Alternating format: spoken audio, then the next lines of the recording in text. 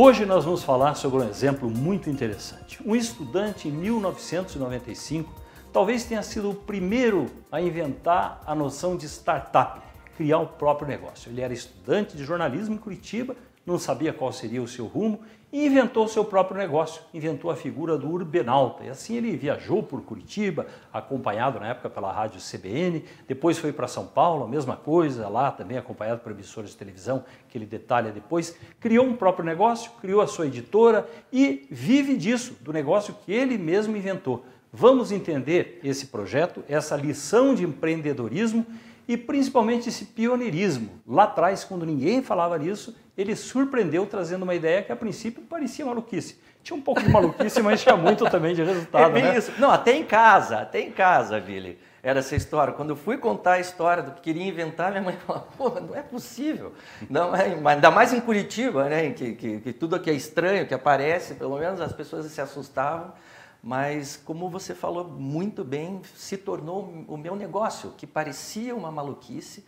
Pelo menos para mim, estava tudo muito certo, tudo muito bem organizado, a ponto até de esse sonho eu registrar num cartório de títulos e documentos para provar, talvez para mim mesmo, que eu ia alcançar um dia aquilo que eu havia sonhado. De onde veio a inspiração? Você ser alguém que viaja pela sua própria cidade ou depois por outras cidades ou pelo Brasil, como você fez? Foi de uma conversa com um senhor que eu entrevistando esse senhor e a cada pergunta que eu fazia, ele fazia uma outra pergunta. Você sabia que eu conheço o mundo inteiro? 1h30 conversando e ele se vangloriando. Eu conheço a Europa, a Ásia, a África, os Estados Unidos. E aí até que um momento eu perguntei, o senhor conhece mesmo o mundo inteiro? Ele falou, conheço. Eu falei, então me dá o nome da rua que passa atrás da sua casa. Pela primeira vez ele ficou um pouco mais quieto e disse, eu não sei. Eu falei, e com o vizinho que sai ali, está saindo? Eu não tenho tempo, minha vida é muito corrida. E aí aquela história, não sei se da inspiração, do insight, mas eu falei, meu Deus, eu vou viajar dentro da cidade em que eu moro, que é a ideia da selva de pedra, e aí, ao mesmo tempo de ter uma aventura diferente, de querer gostar do diferente, isso não tem jeito, era desde a escola, não acredito muito naquela história de nada se cria, tudo se copia, acredito que o mundo está aí para a gente inventar coisas novas. E aí eu organizei isso como você falou, como uma pequena empresa, criou-se uma estrutura para que desse suporte para essa ideia maluca que se tornou uma editora, depois uma produtora de filmes. O que você fazia na época? Ia para aula só? Não. Já tinha se formado? Já tinha acabado de me formar, mas você falou bem, né? O que fazer? E aí sim, a editora começou, foi até engraçado, porque era uma garagem do lado do cemitério municipal e aquela coisa da superstição, ainda eu me lembro eu e minha mãe num sábado pintando o chão de amarelo para dar sorte, sabe? Mas houve um planejamento bom na época, nós começamos com a coleção dos bairros de Curitiba e isso que eu falei que eu escrevi no cartório de títulos e documentos, eu falei, eu vou começar pelos bairros da minha cidade e um dia eu vou fazer as cidades do Brasil. E isso foi em 95, quando eu me vejo em 2008 já, eu estava realmente partindo de São Paulo, lá da Praça da Sé, para realizar esse objetivo, ou seja, um sonho de fazer o Urbenauta em todo o país. Onde nasceu a imagem, a visão, o sentimento de empreendedor? Porque o normal numa sala de aula é todo mundo estar falando do próximo emprego, onde é que tem uma vaga, trabalhar para alguém. Você, naquela época que ninguém falava nisso, você pensou, não, eu vou trabalhar para o Eduardo Finiano, vou trabalhar para o meu próprio negócio. Bom, da onde nasceu a ideia do empreendedor é da necessidade, né? Eu tinha 24 anos, 23, no início dos 20 anos e não tinha condições de pedir dinheiro para os pais. Eu já trabalhava, tinha trabalhado em jornal, eu fui sempre trabalhando em todos os meios para aprender ao máximo. Até que nesse momento dessa ideia da coleção dos bairros, é como se eu tivesse ao mesmo tempo uma intuição e esse sentimento de negócio de que aquilo eu tinha certeza que ia dar certo. E ao mesmo tempo, essa ideia houve uma criatividade artística de criar nomes, mas também existiu ali uma criatividade no vender o produto. Ele era interessante, porque eu também estudei um pouco de publicidade, fiz jornalismo, alguns anos de publicidade, e eu inventei ali o merchandising histórico, que era, você ia fazer, por exemplo, o meu primeiro livro, que era sobre o Rebouças. Não tinha essas histórias de Lei Rouanet, incentivo, eu ia lá para vender mesmo. E eu pensei assim, poxa, para eu fazer a história desse Rebouças, eu tenho que contar a história da Brahma, que era a antiga cervejaria Atlântida, de 1911, do Mate Leão e de várias outras empresas, porque aquele lugar foi a antiga cidade industrial de Curitiba. E chegava lá para o pessoal e ia vender, e o que era interessante é que eles ficavam conversando comigo, quem ia comprar, mais sobre história. E eu, como estava craque na história, acreditava que passava o quê? Confiança, paixão e verdade, o que é necessário para vender. E aí as pessoas acreditavam no teu projeto. Sim, e era a época da URV, era 5.000 URVs, era como se eu vendesse um anúncio a $5.000. Poxa, bastante dinheiro. Tanto que fui conversar com os presidentes da Mate Leão, meu primeiro patrocinador, conversei, ele falou, mas você sabe muito sobre história, não sei o que você veio fazer aqui mesmo? Eu falei, eu vim pedir um patrocínio. Tá feito, vai na agência que tá fechado. Assim começou. Houve uma organização, é você dar um sentido racional para aquilo que você bem falou, parece uma maluquice. O urbenauta, a figura de um viajante na própria cidade, que iria para todos os cantos onde ninguém vai e contaria a história dessas pessoas, como é que você conseguiu convencer as pessoas? Como é que ele saiu do chão? Foi uma série de erros que levaram, acho que é um acerto. Por que eu digo uma série de erros? Vamos explicar para quem não conhece como era essa primeira viagem. Foi uma viagem planejada por Curitiba, mas não era um passeio. Tudo era um planejamento grande. Curitiba tem 5 grandes rios, que fazem basicamente 95% dos limites com os municípios vizinhos. Eu resolvi viajar, navegar todos esses rios, para ter até um outro olhar para a cidade. Sempre a rua que olha para o rio. E a ideia era que o rio olhasse para a rua e eu ganhasse já um outro olhar para essa cidade que eu ia viajar, como um olhar de um viajante distante. Navegar os rios e depois conhecer todas as ruas de Curitiba, passeando, e ao mesmo tempo, aí um ponto prático, que como eu estava pesquisando essa coleção dos bairros de Curitiba, eu ganharia muito tempo fotografando, entrevistando os moradores, nesse trabalho de contar toda a história dos 75 bairros.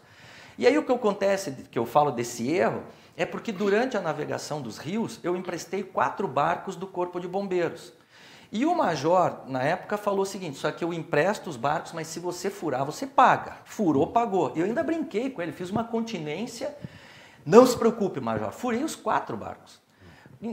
Ali a gente via uma Curitiba que era chamada de ecológica, se mostrando com seus rios totalmente poluídos, porque furamos barcos em geladeira, em fogão, jogados nos rios. E aí eu paguei o Corpo de Bombeiros e o dinheiro que eu tinha para dormir, quem sabe, em hotel e alimentação, eu perdi. E eu sou muito correto comigo mesmo. Se eu tinha uma verba, eu não vou pedir mais. E aí que nasceu a ideia de pedir para comer e dormir na casa das pessoas, que foi a melhor coisa que aconteceu nesse padrão das minhas viagens, porque ali você via que ao conhecer uma cidade, além de a cidade no seu aspecto físico se revelar, porque nós temos caminhos muito definidos, né? Quantas ruas um cidadão passa por uma cidade se não for um vendedor que tem que atender tudo? Quem, no caso de Curitiba, já foi para o Caximba? Quem, no caso de São Paulo, já foi para Marcilac, que são os 2 bairros ao extremo sul das 2 cidades? E aí sim eu me via como esse viajante e aí parava lá e chegava nos bairros, eu coloquei um microfone como se fosse o carro da pamonha ou do sonho e, meu nome é Eduardo, vim aqui para conhecer seu bairro, se você tiver uma comidinha para comer eu como, se tiver uma cama para dormir eu durmo, e assim que eu tive... E foi se hospedando. Mas para as pessoas abrirem a porta, aquele curitibano que não cumprimenta o vizinho, por exemplo, funcionou muito justamente a comunicação, porque você estava aparecendo na mídia, na televisão, acompanhamento em rádio, quer dizer, as pessoas passaram a saber que tinha um maluco viajando pela cidade. Você acertou, são 2 formas. Uma, primeiro você, porque a CBN, as conversas que a gente tinha, hoje falam muito de reality show. Vila, em 97, nós fizemos uma novela do mundo real, falando o que Curitiba estava se apresentando. Você me contou uma história, que eu conto quando eu vou dar palestra, você é o culpado, no bom sentido, porque, eu não sei se você lembra, mas eu tinha um apoio na época da Ictel, que era Siemens, o telefone celular era uma novidade na época, Isso dava já uma maleabilidade para você trabalhar como jornalismo, né? Um jogo de cintura. Você entrava de qualquer lugar e falava no rádio. Sim, e o primeiro dia, você me liga, eu estava encontrando as nascentes do Rio Barigui, nós estávamos para entrar no rio, você perguntou onde você está. Eu falei, escuta, e coloquei o celular naquele barulhinho das águas. O que aconteceu? E ficamos conversando, eu fui contando da situação em que eu estava vendo, né? E era uma reportagem muito forte, porque você era desbravadora mesmo. Só que no primeiro dia, nós viramos um barco. E o celular caiu na água, caiu máquina fotográfica, terrível já. Comecei naquele mal. E você me disse que você me ligou porque muitos ouvintes começaram a ligar para a viagem perguntando o que está acontecendo que você não conversou com ele. E aí sim você propôs de nós conversarmos todo dia contando o que estava acontecendo. Atualizando o que tinha acontecido nas últimas 24 horas. Por isso que eu falo que é uma delícia vir aqui, porque você e o Maza foram os meus analistas, o meu porque você via coisas, até então, Vili, eu vivia num mundinho cultural, como a maioria de todos nós. De repente eu estava entrando numa favela, conversando com o bandido, com o policial, com o ateu, com o cristão, abrindo a cabeça de uma determinada forma que você precisa dividir com alguém coisas com as quais você mesmo não está sabendo conviver. E você e o Maza me ajudaram muito nessa viagem. Aí se consolidou o nome Urbenauta, mais que Eduardo Finiano, você passou a ser o Urbenauta de Curitiba. Do que eu me recordo, foram 2 viagens por Curitiba e depois São Paulo. Seguir foi para São Paulo. São Paulo foi engraçado porque quando eu fui lançar o livro, em 98, junho de 98, eu lancei o livro com os relatos dessa viagem. E não era planejado, mas eu vi que tinha tanta história interessante para contar, que não era de história de Curitiba, mas sim a história que uma pessoa, que um ser humano que resolve viajar dentro da própria cidade vive convivendo com gente diferente. E aí foi um jornalista da Folha de São Paulo me entrevistar, e eu, meio metido, até falando, porque eu sou um desbravador de selvas urbanas. Ele falou, mas você acha que Curitiba é uma grande selva? Eu acho que Curitiba é um morrinho, ele disse. Grande mesmo, se fosse o teu Himalaia, seria São Paulo. Aí sim você vai poder começar a falar que você é um desbravador de selvas urbanas. Em 99 eu já estava me mudando para São Paulo, em setembro de 99 estava lá, adoro esses desafios. Deu certo, né? Você lá também foi adotado pela mídia, porque era um fato novo, diferente para a cidade. Isso é interessante, era novo e foram 2 desafios, né? O desafio esse de ser o meu Himalaia, São Paulo foi o meu caminho de Santiago, é o livro mais bonito que eu escrevi até agora. Tirando o novo, que eu acho melhor, só que é uma ficção, mas as experiências de vida que São Paulo me deu são impressionantes e também do ponto de vista empresarial. Dentro da nossa editora, eu fui para abrir mercado. Você foi em grandes empresas? Como é que foi sua chegada em São Paulo? Eu criei uma estratégia. Eu queria ter apoio de comunicação e aí sim eu fui conversar com a Globo. E na primeira conversa, a Rede Globo já falou, você não conversa mais com ninguém, você vai ser exclusivo nessa tua viagem conosco. E aí sim eles me colocaram dentro do SPTV, eu saí a saída da Urbenave na Praça da Sé, foi incrível, porque eles fizeram um link por helicóptero, o SPTV acho que tinha 45 minutos de duração, 25 minutos foram para essa viagem que ia acontecer por São Paulo, num período em que São Paulo vivia uma situação de medo muito grande, com o PCC estourando bomba no Fórum de Pinheiros. E aí consegui unir também, eu queria uma parceria em rádio, que eu gosto, daí foi a Rádio Eldorado, do Grupo Estadão, e a e o UOL da Folha de São Paulo, da internet. Tanto que teve uma conversa interessante, que foi o pessoal do Estadão, lá do Eldorado, falando assim, olha, Eduardo, se a Folha entrar, nós não entramos. E eu só falei assim, olha, se vocês pensarem que a briga comercial entre vocês é maior do que o bem de São Paulo, eu concordo que você não tem que entrar. Eles entraram, né? E aí sim, foi uma viagem muito bonita e era para eu ficar 1 ano. Só que no ano seguinte era aniversário de São Paulo e aí quando foram ver, a pessoa que mais conhecia a cidade era um curitibano. E aí sim eu acabei ficando 7 anos em São Paulo, o projeto cada vez ia se renovando. O que você fazia em São Paulo nesses 7 anos aí? Depois de também o Urbenauta no começo e continuou nos anos seguintes? Sim. Mesmo projeto? Porque já no ano seguinte eu já estava com um projeto novo com a Rádio Eldorado de contar a história de São Paulo para os 450 anos como se eu fosse um viajante do tempo. Então eu falava assim, estou aqui ao lado do José de Anchieta, e a gente fazia como se fosse uma radionovela, já se preparando para os 450 anos de São Paulo. Vendi um projeto, e aí sim que eu comecei com a produtora de filmes para a TV Cultura, inclusive teu irmão na época estava trabalhando lá, foi a venda mais rápida de patrocínio que eu já vi na vida, porque a Cultura falou assim, e esse me ensina o quanto é bom ser correto nos negócios. Eu tinha sido patrocinado na viagem pela Porto Seguro e eles falaram, Eduardo, nós temos verba aqui, porque a TV Cultura usa a Lei Rouanet. E aí eu falei, eu vou tentar com um patrocinador. Eu liguei por telefone para o pessoal da Porto Seguro, para o diretor de marketing, ele falou, Eduardo, o projeto é nosso, por telefone. O que era interessante, que eu aqui em Curitiba estava acostumado com essas verbas, né? Como eu falei, $5.000. E os valores em São Paulo, eles arregalavam os olhos porque eram valores muito grandes. E isso, para a nossa editora, foi muito importante para ganhar mercado e se estabelecer também com vendas muito maiores do que eram aquelas que nós tínhamos aqui em Curitiba. Bom, aí entra a pergunta que qualquer pessoa faria para você decolou lá, virou a figura nacional e provavelmente todo mundo pergunta, e por que é que você voltou para Curitiba? Assim que eu terminei a viagem pelo Brasil, que essa também foi uma viagem grande, eu acabei indo para o Rio de Janeiro e aí foi por uma questão pessoal.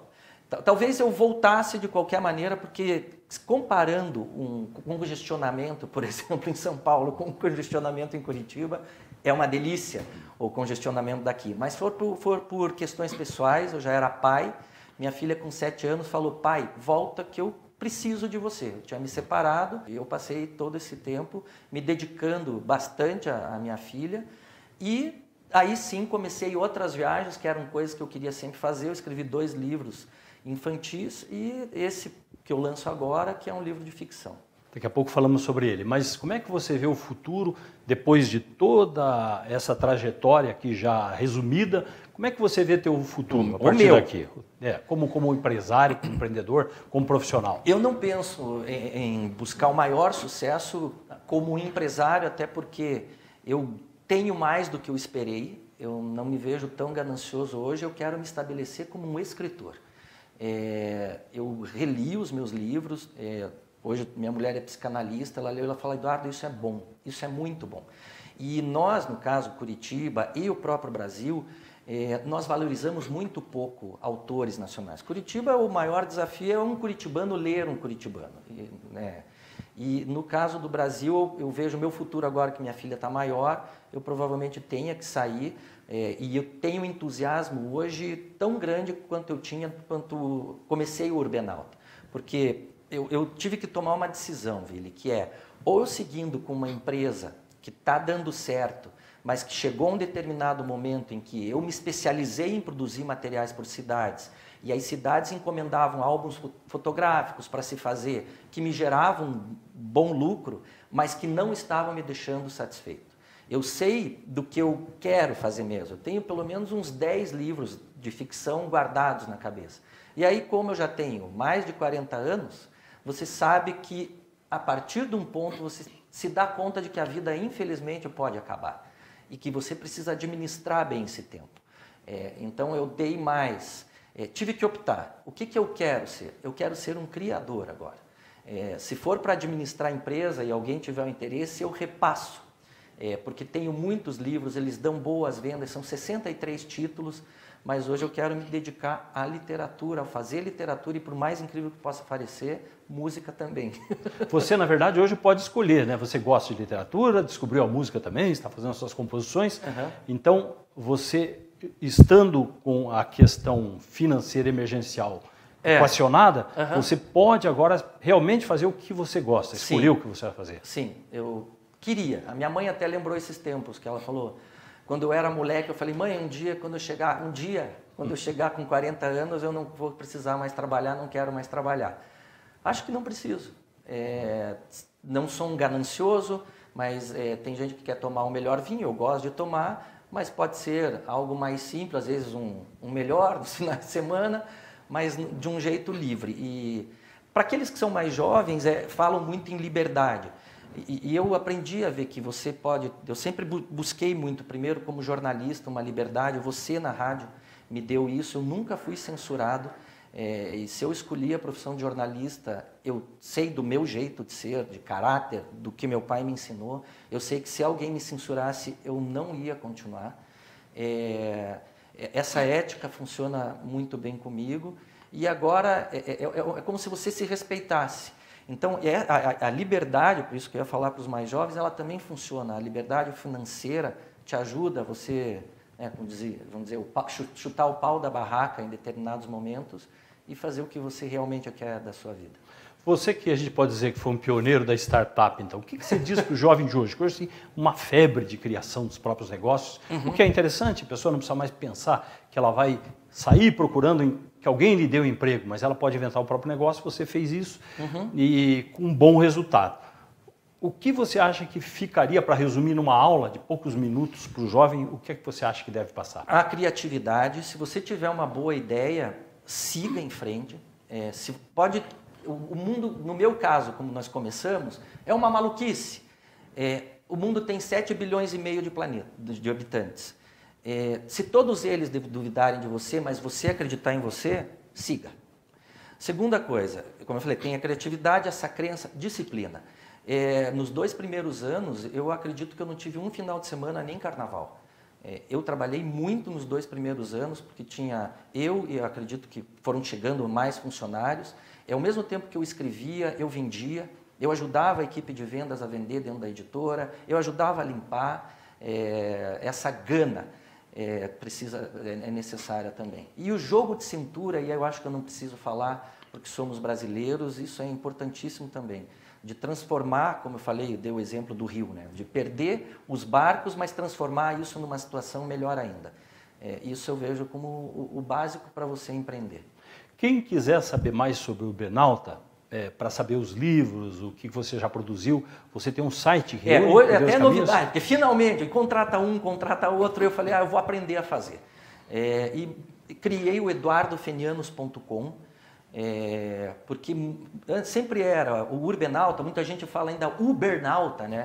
É até engraçado, viajando em São Paulo, o cara falava assim, e aí Ubernauta, você é de Uberaba ou de Uberlândia? Pô, se eu tivesse... E meus amigos, Vili, me conhecem como Uber, o meu apelido é Uber. Então hoje eu estou pensando, né, que quem sabe me alio ao Uber e viro, eu até registrei já o Ubernauta, que talvez fique mais conhecido. E aí o que eu estou fazendo é o eduardofenianos.com, para reforçar o nome mesmo, que talvez foi uma coisa que eu sempre tive vergonha. E eu sou um pouco o Eduardo Fenianos, eu sou um pouco o Eduardo Emílio Fenianos, filho do Eduardo Fenianos, meu pai, seu polaco. Sou o Urbernauta, e esse site começou como um site de venda dos meus livros. E aí esse é um pensamento do empreendedor, e o consumidor vai ganhar. Eu acredito que nós estamos vivendo uma grande fase em que nós estamos diminuindo os atravessadores, isso em qualquer área.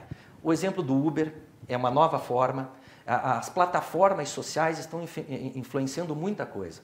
E a editora está nessa fase do quê? Antes nós tínhamos uma grande preocupação de colocar os livros na Livraria Cultura, na Saraiva e assim por diante. Só que o custo de distribuição hoje é muito caro.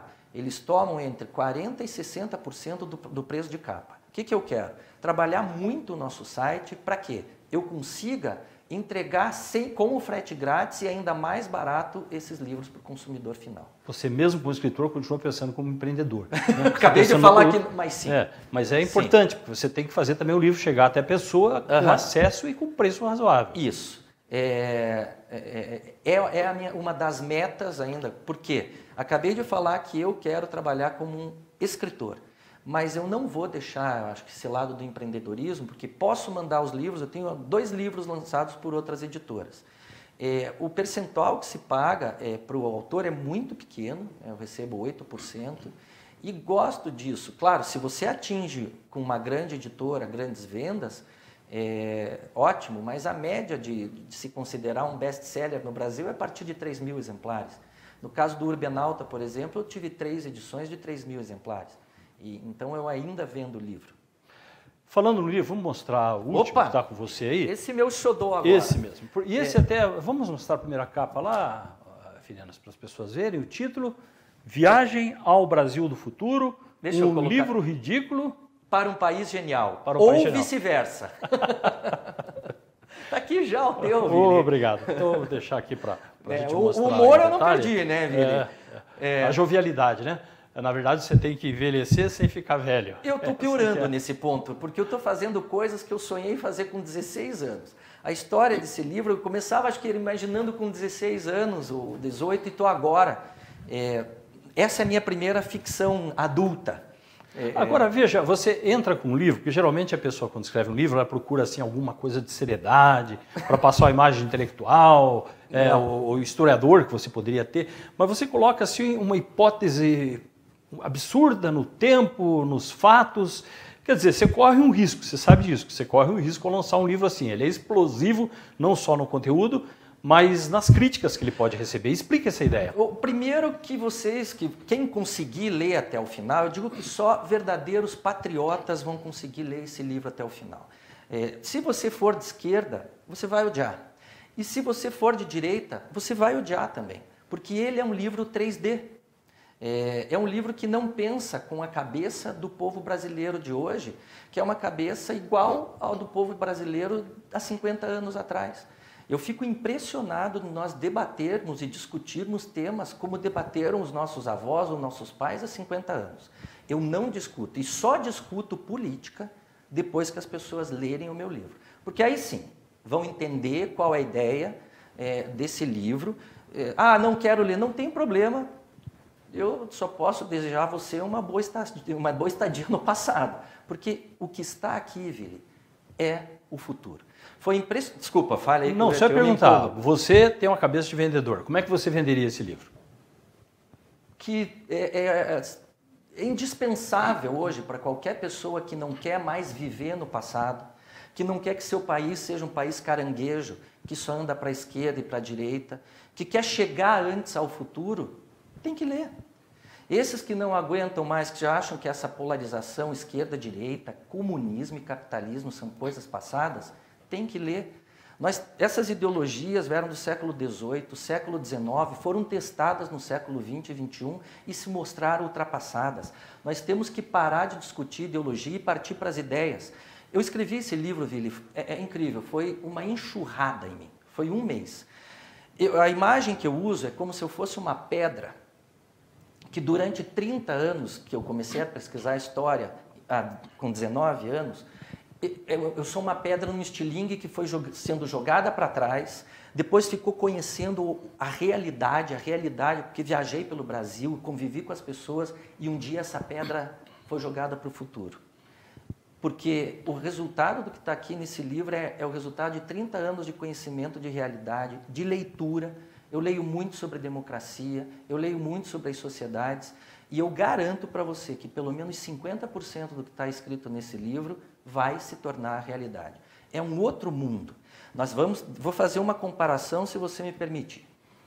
A gente vive hoje um período tão precioso quanto vivido pela França na Revolução Francesa.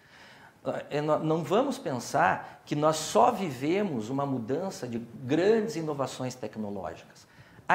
O protestantismo é fruto da imprensa, a Revolução Francesa é fruto da imprensa. Então, nesse raciocínio, nós vamos achar que nós temos grandes tecnologias novas e isso não vai mudar a nossa forma de nos organizar socialmente, de nos organizar democraticamente. Tenho toda a certeza. Nesse livro, o Brasil tem 157 milhões de parlamentares. As ideias, não se discute ideologias, as pessoas discutem ideias. Eu jogo ideias? Sim. O Sul pode virar um país? Está no livro. Só que se você quiser saber o que vai acontecer, leia.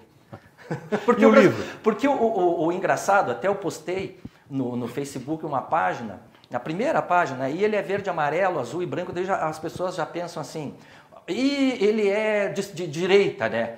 Não é. A gente foi montar o convite do lançamento, foi engraçado. Eu fiquei com medo de colocar uma frase lá em vermelho, porque eles já falam, você é PT. Sabe? Chega disso. Tá complicado, né? Mas o livro, então, você já fez o lançamento? Como é que as pessoas vão achar o livro? Hoje eu estou fazendo a experimentação dele de venda direta pelo meu site, que é o eduardofenianos.com. eduardofenianos.com. Comprou, você vai receber ele com um preço mais barato do que se estivesse na livraria. A média de preço dele vai ser de R$ 35,00, um livro com 208 páginas em papel reciclado, a média é 50, com o frete grátis.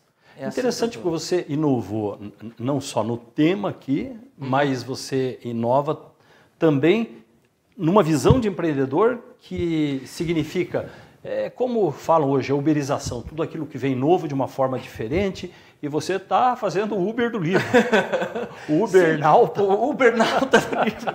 Está levando o livro até a casa das pessoas. Porque veja só, vou explicar mais ou menos o que é um sonho. Eu falo que o livro ele realiza o sonho de milhões de brasileiros, porque realmente, isso eu tenho que contar, uma bomba cai em Brasília. Isso é o sonho de muita gente. E aí sim, não teria sentido quando eu falo para você que eu não acredito mais nesse intermediador, no caso, né, dessa representação da democracia, que eu vendesse o livro por esses distribuidores que fizessem a intermediação. A venda eu gostaria muito, e tem outros artistas fazendo isso, que ela seja direta. Quer comprar mais barato? Compre pelo site, e esse é um desafio. Eu tenho muitos fãs, entre aspas, né, que têm 80 anos, vai lá, pede para os netos, e para os jovens é indispensável. Eu tenho ido nas escolas dar palestra sobre esse livro, e o tema é Uma Aula de Futuro. As escolas falam de história, já falam um pouco de realidade. Nós temos que aprender a ensinar os nossos filhos, principalmente as novas gerações, a pensar fora da casinha. Do jeito que a nossa escola está organizada, e um dos grandes temas do livro, fala-se muito em ideias, é de como a escola deveria se organizar. Para mim está tudo errado. Bom, em resumo, tudo para mim está errado. O sistema judiciário, que é colocado como modelo no livro, é outro. O sistema legislativo, a forma de um presidente se tratar com o seu povo é diferente. Enfim, tudo nesse livro é novidade.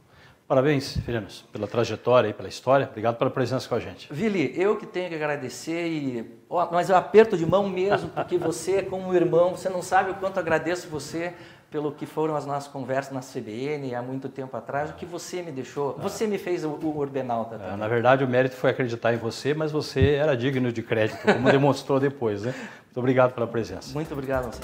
Obrigado a você que acompanhou com a gente aqui. Conheça o nosso site memoriabrasileira.com.br. Até a próxima.